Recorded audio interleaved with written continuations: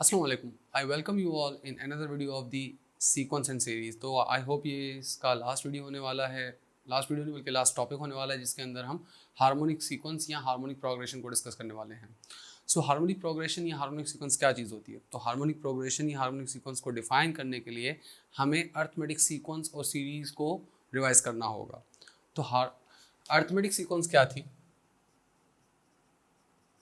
कि arithmetic sequence या arithmetic progression जिसको हमने कहा था, तो उसके अंदर क्या होता था कि जब भी हमारे पास कोई टर्म हो ए, जो कि हमारा फर्स्ट टर्म होता था, और इसके अंदर एक कॉमन डिफरेंस ऐड करने के बाद एक नेक्स्ट टर्म आता था, और दोबारा से वही कॉमन डिफरेंस ऐड करने के बाद नेक्स्ट टर्म आता था, और लास्ट में हमारे पास आ जाता था a plus n minus one d. तो ये हमारे पास एक अर्थमेटिक सीक्वेंस थी जिसको हमने डिफाइन किया था, जिसके अंदर ए फर्स्ट टर्म था, इसमें ए क्या था? फर्स्ट टर्म, और डी जो था वो था कॉमन डिफरेंस, एंड लास्ट में जो एन है वो नंबर ऑफ एलिमेंट है। तो ये चीज़ हमने डिस्कस की थी। अब हम डिस्कस करने वाले हैं कि हार्मोनिक सीक्वेंस क्या होता है, हार्मोनिक प्रोग्रेशन या फिर जिसको हमने हार्मोनिक सीक्वेंस कहा था। सो हार्मोनिक प्रोग्रेशन या हार्मोनिक सीक्वेंस क्या चीज़ होती है? ये बहुत ही इजी कॉन्सेप्ट है। जस्ट हमने क्या करना है, अगर कोई भी sequence reciprocal of arithmetic sequence है तो वो हार्मोनिक सीक्वेंस होगी। इट मींस जो हार्मोनिक सीक्वेंस होगी या हार्मोनिक प्रोग्रेशन होगी वो जस्ट अर्थमेटिक सीक्वेंस का रेसिप्रोकल होती है। इट मींस जो उसका फर्स्ट टर्म होगा वो होगा 1/a, एंड सेकेंड टर्म क्या होगा? 1/a plus D, third term होगा 1/a प्लस 2d। इस तरह करते करते लास्ट में जो टर्म आएगा वो होगा 1/a plus n minus one d. तो इस तरह की प्रोग्रेशन को, इस तरह की सीक्वेंस को हम हार्मोनिक सीक्वेंस कहते हैं। और हार्मोनिक सीक्वेंस के अंदर क्या होगा, जस्ट हम अर्थमेटिक सीक्वेंस को ही उसका रेसिप्रोकल लिख देते हैं। सो रेसिप्रोकल बनाने से क्या होगा, जस्ट उसके ही कॉमन जो हमारे टर्म्स थे वो अपॉन में आएंगे। इट मीन्स कि जो भी हमारे पास नंबर्स हैं वो हमने अपॉन में लिख दिए, फ्रैक्शंस में लिख दिए, उसके रेसिप्रोकल बना दिए। तो उस तरह की सीक्वेंस को हम हार्मोनिक प्रोग्रेशन कहते हैं। और उसके कंप्लीट फार्मूला सेम है। उसके अंदर भी 1/a तो फर्स्ट टर्म है, बट हमें वैल्यू a की निकालनी है क्योंकि ऊपर तो 1 है सबका, वो तो निकालने की जरूरत नहीं है। सेकेंड टर्म क्या है? 1/a प्लस डी, तो हमें a प्लस डी निकालना है। इसी तरीके से a प्लस 2d और a plus n minus one D. हमें जस्ट अर्थमेटिक सीक्वेंस को ही सॉल्व करना है और उसको 1/, के अंदर लिख देना है। तो ये हमारी अर्थमेटिक सीक्वेंस कहलाएगी, या फिर हार्मोनिक सीक्वेंस कहलाएगी या हार्मोनिक प्रोग्रेशन कहलाएगी। तो हार्मोनिक प्रोग्रेशन और हार्मोनिक सीक्वेंस में सिर्फ ये फ़र्क है कि जस्ट ये इसका रेसिप्रोकल बन जाती है और कोई भी इसके अंदर कोई खास डिफरेंस नहीं है। एक इम्पॉर्टेंट बात है कि 1/0 कभी भी नहीं आ सकता क्योंकि ये अनडिफाइन होता है। अनडिफाइन का मतलब है, या इसको हम, या अनडिफाइन तो नहीं, इसको हम इनफिनिटी कहेंगे, इन्फिनिटी। ठीक है, क्योंकि ये अनडिफाइन तो नहीं है, हम इसको क्या कहेंगे कि 1/0 है। तो इसका जो आंसर आ रहा है वो इट मीन्स ये इनफाइनाइट टर्म्स आ रहा है। तो इनफाइनाइट टर्म्स आ रहा है,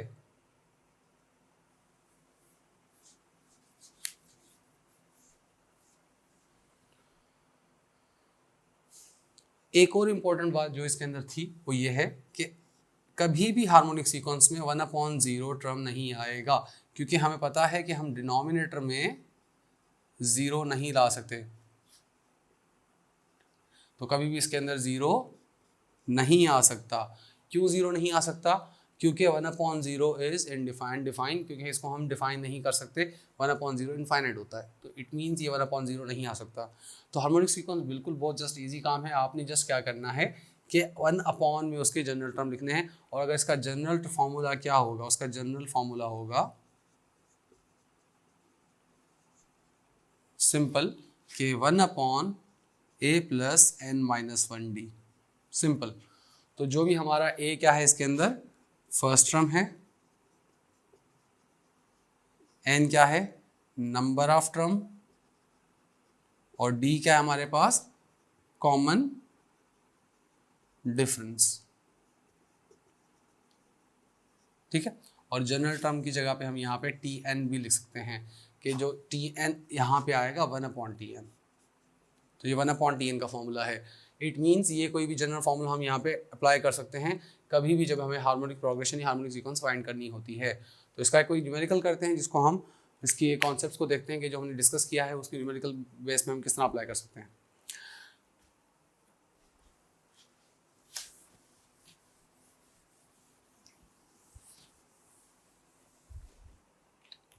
सो क्वेश्चन क्या होगा कि let's suppose find the nth and the nth eighth term of the HP। हमें हार्मोनिक प्रोग्रेशन मिली है HP जो कि क्या है, वो है 1/2 1/3 सॉरी 1/5 है 1/5, उसके बाद आ रहा है 1/8 अप टू सो ऑन। तो ये इनफाइनाइट हार्मोनिक प्रोग्रेशन है। हमें क्या करना है, इसका एक तो फाइंड करना है nth टर्म।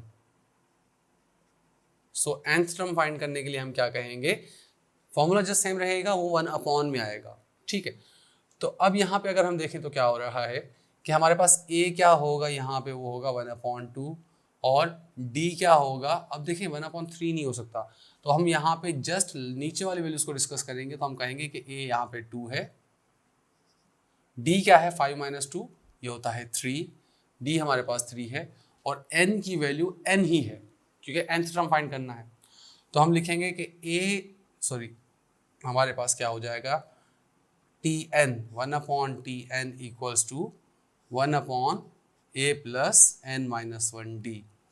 तो ये हो गया 1/a क्या है हमारे पास 2 प्लस n की वैल्यू n - 1d क्या है हमारे पास 3। तो इसको फर्दर सॉल्व करें तो ये हो जाएगा 1/2 प्लस 3n - 3 मल्टीप्लाई हो गया और 1/5 प्लस 3n - 1, 2 में से 3 गए तो -1 और 3n सेम। तो इसका जनरल टर्म या nth टर्म वो क्या होगा 1/3n - 1। तो 1/3n - 1 में से ही आपको प्रोग्रेशन मिलेगी। वो कैसे मिलेगी, अगर आप n की वैल्यू 1 रखें इस फॉर्मूले में तो इस केस में हो जाएगा 1/3 1 - 1, तो ये हो जाएगा 1/3 - 1 जो कि हो गया 1/2। फर्स्ट टर्म यही है। n की वैल्यू 2 रखेंगे तो क्या मिलेगा 1/3 2 - 1, ये हो गया 1/6 - 1 जो कि हो गया 1/5 जो कि सेकेंड टर्म है। n की वैल्यू अगर 3 रखेंगे तो 1/3 इंटू 3 - 1, 3 3 9 -1 हो गया 8 जो कि थर्ड टर्म है। ये हमारे पास इसका nth टर्म का फॉर्मूला हो गया अगर nth टर्म ये होगा, ठीक। अब हमें फाइंड करना है इसका 8th टर्म।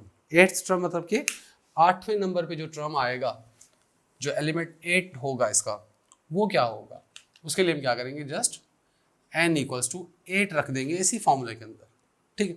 तो वो क्या हो जाएगा हमारे पास जस्ट 1/3, n की जगह पे क्या गया 8 - 1, तो इस केस में हो जाएगा क्या 1/3 8 24 - 1 और फर्दर इसको सॉल्व करेंगे 1/23। तो हमारे पास 1/23 इसका क्या कौन सा टर्म होगा, 8th टर्म होगा, जो 8वां एलिमेंट होगा 1/23 होगा। आप इस तरीके से भी कर सकते हैं या फिर स्टार्ट से आप इसमें फॉर्मूला पुट करते हैं। आपने तो फॉर्मूला बना लिया जिसके अंदर आपने वैल्यू पुट की, या फिर स्टार्ट में ही आप n की वैल्यू 8 पुट करके इसको सॉल्व कर सकते थे। कि वो किस तरह होता, वो इस तरह होता, स्टार्ट में ही आपने क्या करना था कि 1/Tn equals to 1/a plus n - 1d। तो 1/t कौन सा 8th, जो 8th एलिमेंट आएगा वो आएगा 1/a। a क्या हमारे पास 2, n हमारे पास क्या था 8 - 1, d हमारे पास क्या है 3 है यहाँ पे। सो 1/2 प्लस 3 8 24 -3 हो जाएगा यहाँ पे, 3 1 3 और ये हो गया 26 -3 हो गया 23। तो देखें सेम आंसर आ गया। तो आपने वो जनरल फॉर्मूला बना के इसको सॉल्व किया तब भी आपकी मर्जी, या फिर आप जस्ट इसके अंदर यही फॉर्मूला स्टार्ट से n की वैल्यू 8 पुट करके सॉल्व करें तो आपको तब भी आंसर आ जाएगा। तो इस तरह की प्रोग्रेशन या इस तरह की सीक्वेंस को हम ज्योमेट्रिक सीक्वेंस या ज्योमेट्रिक प्रोग्रेशन कहते हैं। तो चले कोई एक और क्वेश्चन हम देखते हैं, कोई होगा तो उसको सॉल्व करते हैं।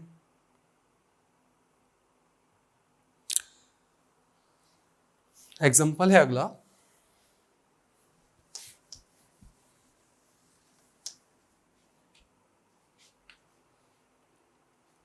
एग्जाम्पल क्यों है कि if the fourth term and the seventh term of H P R 2/13 2/25 respectively find the sequence. ठीक है, तो हमें क्या कह रहा है कि T4 वो है, वो उसकी वैल्यू है 2/13 fourth element, and T7th element वो है 2/25। याद रहे, मैं आपको आसानी के लिए इसको रेसिप्रोकल बनाऊंगा क्योंकि मुझे पता है कि हम जस्ट इसके फॉर्मूलाज को रेसिप्रोकल करके ही लिखेंगे। तो 1/T7, तो T7 ही कर दें, 7th करने की जरूरत नहीं। अच्छा, 2/25। सवाल हमसे ये है कि अगर ये दो एलिमेंट्स हमें पता है, हमें क्या फाइंड करना होगा, जस्ट हमें फाइंड करना है कि कौन सा, इसकी पूरी प्रोग्रेशन क्या होगी, इसकी पूरी सीक्वेंस क्या होगी अगर दो एलिमेंट्स में मिले हैं। तो सिंपल सा काम है, अगर आपने क्या कर देना है, लेट सपोज सबसे पहले कि 1/T4 ये हो जाएगा 2/13, ठीक है, और T4 क्या हो जाएगा यहाँ पे 13/2। देखिए हमने इसको रेसिप्रोकल बना दिया दोनों को, T4 हो गया 13/2, सिंपल। अब आगे क्या करेंगे, हम इस पे लिखेंगे फॉर्मूला T4। तो जनरल फॉर्मूला क्या है, वो ये है कि a + n-1d = 13/2। अब यहाँ पे मैं ये नहीं रखूंगा, ये जनरल फॉर्मूला है, इसके अंदर n की वैल्यू क्या हो जाएगी, 4 हो जाएगी, क्योंकि n की वैल्यू 4 है, हमें T4 मिला है। अच्छा, तो ये हो जाएगा a + 3d = 13/2। ये हमने बना दी इक्वेशन नंबर 1। ठीक है, आगे हम क्या करेंगे, यहाँ से भी हम ऐसे ही करेंगे कि T7 की वैल्यू हो जाएगी क्या, ये हो जाएगा रेसिप्रोकल, तो 25/2। T7 ऊपर 1 नीचे, 25 ऊपर 2 नीचे। ठीक, सेम तरीके से इसका फॉर्मूला बनाएंगे, a + 7-1d = 25/2। तो ये हो जाएगा a + 6d = 25/2। यहाँ तक हमारी इक्वेशन हो गई, ये इक्वेशन नंबर 2 बन गई। अच्छा, अब हम इक्वेशन 2 में से 1 को सब्ट्रैक्ट कर दें तो देखें a माइनस हो जाएगा और d बच जाएगा। d के टर्म्स में हम इसको इक्वेशन को सॉल्व कर लेंगे, तो हम कह देंगे कि सब्ट्रैक्ट इक्वेशन 1 फ्रॉम 2। तो ये स्टेप में थोड़ा एडवांस करूंगा, किस तरह कि इस इक्वेशन में से ये इक्वेशन माइनस करनी है। तो इक्वेशन को माइनस करते वक्त हमें क्या देखना होता है कि इक्वेशन की लेफ्ट साइड में से दूसरे की लेफ्ट साइड माइनस होती है, जबकि 2 में से 1 माइनस हो रही है तो हम 2 पहले लिखेंगे। तो a में से a माइनस हो गया, कुछ नहीं बचा। 6d में से 3d माइनस होंगे, चलो एक बार लिख लेते हैं कि a + 6d = 25/2 और a + 3d 13/2। तो इक्वेशन 2 है और ये इक्वेशन 1 है। हमने क्या करना है, इसको सब्ट्रैक्ट करना है, तो इसकी सिंबल चेंज हो जाएंगे। तो जहाँ पे पॉजिटिव माइनस हो जाएगा तो a कैंसिल हो गया, यहाँ पे 6d में से 3d गए तो 3d, 25/2 13/2, तो सिंपल इनकी एलसीएम तो 2 ही आनी है। 25 में से 13 गए तो ये हो जाएगा 12, ठीक है, और 12 पे 2 का टेबल लगेगा 6 टाइम्स और d का आंसर आ जाएगा 6/3, जो कि और कुछ नहीं बल्कि होता है 2। 3 का टेबल 6 पे 2 टाइम्स लगेगा। तो कॉमन डिफरेंस हमारे पास आ चुका है। अब अगर कॉमन डिफरेंस आ चुका है तो हम फर्स्ट टर्म भी निकाल सकते हैं। वो कैसे, क्योंकि इन दोनों इक्वेशन में से आप कहीं भी कॉमन डिफरेंस की वैल्यू डाल दें, आपको क्या मिल जाएगा, आपको फर्स्ट टर्म मिल जाएगा।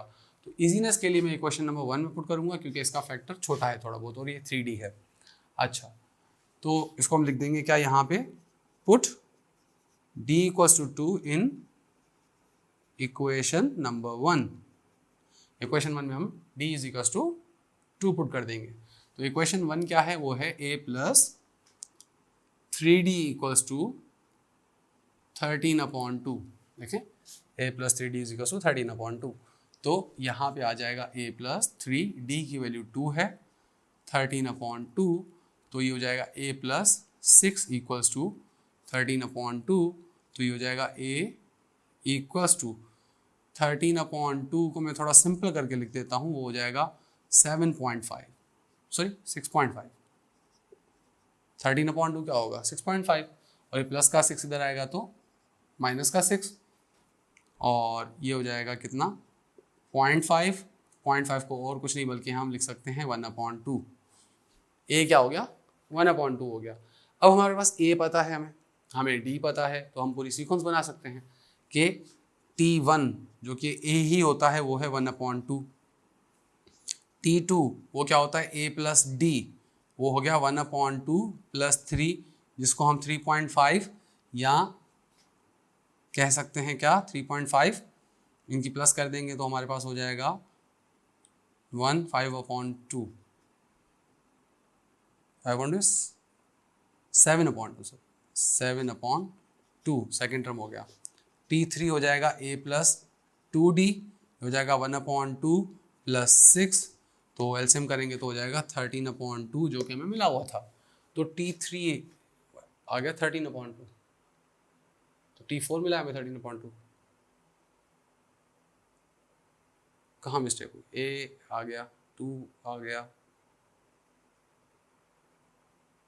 2D, अच्छा D की वैल्यू ही 2 है, हमने क्यों 3 रखी है, D की वैल्यू ही 2 है, तो यहाँ पे आएगा 2, तो ये हो जाएगा कितना 5/2, और ये हो जाएगा कितना, यहाँ पे आएगा 2D, 2 2 ज़ा 4, ये हो जाना है 9/2, T4 आएगा A प्लस 3D, 1/2 A की वैल्यू 3, D की वैल्यू 2 है, तो 3 2 ज़ा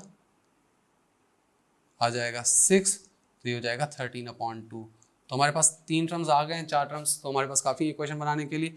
जो हार्मोनिक प्रोग्रेशन होती है वो क्या होती है, वो जस्ट इनके रेसिप्रोकल्स होगी, क्योंकि याद रखिए हमने इनको T4 T7 न्यूमरेटर में रख के सॉल्व किया है, तो हम इसको रेसिप्रोकल बनाएंगे। तो जो हमारी HP होगी वो होगी इनके रेसिप्रोकल्स। तो रेसिप्रोकल्स कैसे होंगे, 1/2 का रेसिप्रोकल क्या होगा, वो होगा जस्ट 2, 1/2 का रेसिप्रोकल, कॉमा 5/2 का क्या होगा 2/5, 9/2 का क्या होगा 2/9, एंड 13/2 का क्या होगा 2/13, जैसे कि उसने कहा था कि 2/13 होगा 4 टर्म। और अगर आगे हम करते जाएं तो देखें और कुछ नहीं हो रहा, जस्ट ऊपर 2 ही कॉमन है, सबका 2 ही आ रहा है, नीचे जो वैल्यूज़ हैं वो 4 के सम के साथ आ रही हैं। तो अगला टर्म हो जाएगा 2/17, फिर हो जाएगा 2/21, फिर हो जाएगा 2/25, तो देखें 7 टर्म 2/25 ही आ गया, 1 2 3 4 5 6 7, तो 7 टर्म और 2/25 आ गया। तो हमारी ये ज्योमेट्रिक प्रोग्रेशन बन चुकी है, सॉरी हार्मोनिक प्रोग्रेशन हो चुकी। इस तरीके से हम किसी भी तरह अगर हमारे पास ये कोई 2 टर्म्स मिले हों तो हम उसकी हार्मोनिक प्रोग्रेशन भी फाइंड कर सकते हैं उन कॉमन डिफरेंस और फर्स्ट टर्म की मदद से। तो ये हमारा कंप्लीट मेथड था जिसके अंदर हमने हार्मोनिक मीन को डिस्कस किया, और हार्मोनिक मीन में कह रहा हूँ क्योंकि नेक्स्ट वीडियो हार्मोनिक मीन के बारे में है। तो हमने हार्मोनिक प्रोग्रेशन को डिस्कस किया कि किस तरह उसका जनरल टर्म फाइंड कर सकते हैं हम, कैसे वो अर्थमेटिक सीक्वेंस के साथ रिलेटेड है, और किस तरह हम सॉल्व कर सकते हैं हार्मोनिक प्रोग्रेशन को, और साथ साथ में अगर हमें 2 टर्म्स दे दिए जाएं किसी भी हार्मोनिक प्रोग्रेशन के, हम पूरी हार्मोनिक प्रोग्रेशन फाइंड कर सकते हैं। तो ये कंप्लीट तरीका था।